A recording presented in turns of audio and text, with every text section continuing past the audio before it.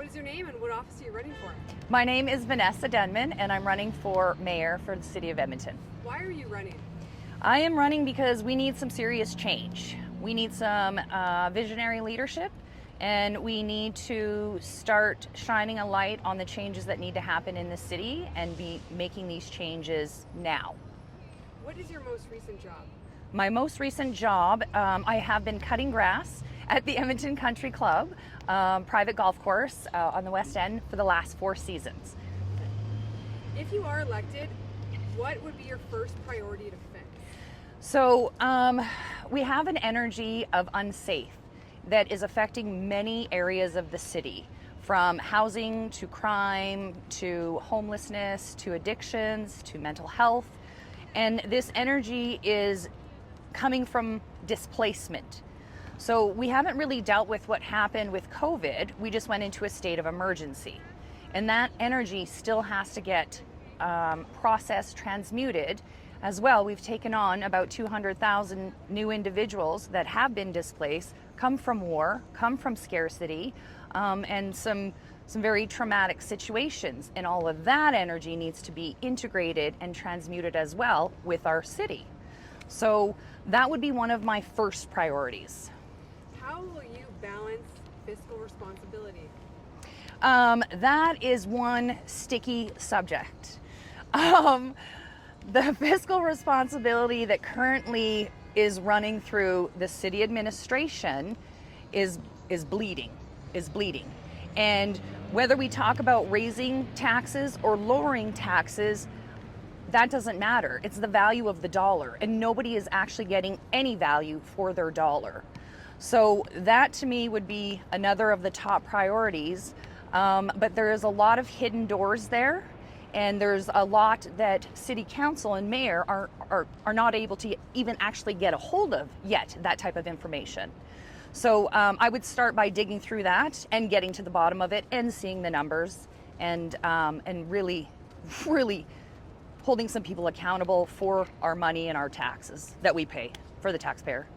Construction and long timelines are frustrating Edmontonians. What would you change, if anything, about how Edmonton plans and delivers these projects? I think that right now this city is just being run by developers. I think money is being thrown out the door and nobody is even thinking about how you're going to get to work or to school the next day when they shut down 4 streets. How the buses are going to run through and get you to school on time, to work on time. So with that one again is a very large, complex situation, and it feels like Edmonton's been in construction for the last 20 years and hasn't made any progress. So I think council and I would have to sit down and really pick apart what would be the top priorities that need to get done now, push some projects aside, and start to let the city function again, have a heartbeat so people can get to where they need to go without being frustrated, without being stuck in traffic, and without having to rethink the way they drive and get through the city. How would you make Edmonton safer? So that safety comes with transmuting of the energy as well, but on the simplest level, you can't tell me that the Edmonton Police Services has a $550 million budget and they can't put 2 or 3 officers in each ward, so like 36 officers always dedicated on the ground in the communities, because that's what the communities are asking for. That's what the newcomers are asking for. They want to see that visible presence of safety through the PS.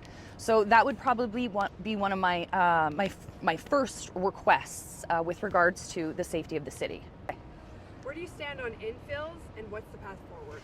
So infills has been one of the biggest topics on our plates for all of our campaigns. And I've already written a draft motion for council to either repeal or amend the current bylaw. However, saying that, we need to be looking at something that is even more important, which is the accessible and affordable housing. And that has been a large topic, but I don't think that anyone's been truly diving into it.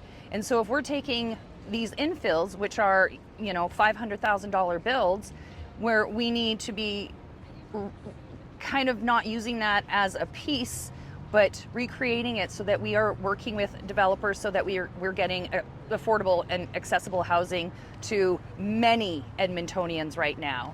The cost of living and the cost of housing is absorbent, and it's making it very difficult for families to survive, for individuals to survive, to be paying rent, and to ensure that there's a house over their head. What do you think of the city's relationship with the province, and how should it be? I don't know how I feel about that at this time. A lot of things are hearsay, and as you and I have discussed, what shows up on the news is not really true. So until I actually have a conversation with the province and new city council, I really don't know. I know that we need to work together. I know that we need to be collaborative. And I know that we need to take care of our city. And for some reason, we're not being able to take care of our city because the province and the federal government have their fingers in certain pots and or their own vision, where we are on ground level in the city. We need to be taking care of our city. So I don't really have an opinion on that yet. What is your vision for Edmonton? My vision for Edmonton is to raise the vibration. So on my website, I have the map of consciousness, and right now, with the displacement that we've all felt, just from the last 4 or 5 years, to bringing in a bunch of newcomers, welcoming them into Canada, and then 500,000 of them flocking to Alberta, we need to integrate that energy. We need to give them a moment to breathe. Some of them came from some very traumatic situations.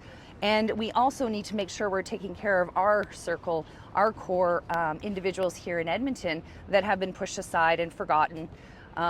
So my vision is to raise the vibration into, as far as we can, into trust, into love, into joy, and really start to transmute those lower energies of fear, of mistrust or distrust, and actually being able to help all of us, because once one of us raises our vibration, that affects another 10, 20 people just outside their circle.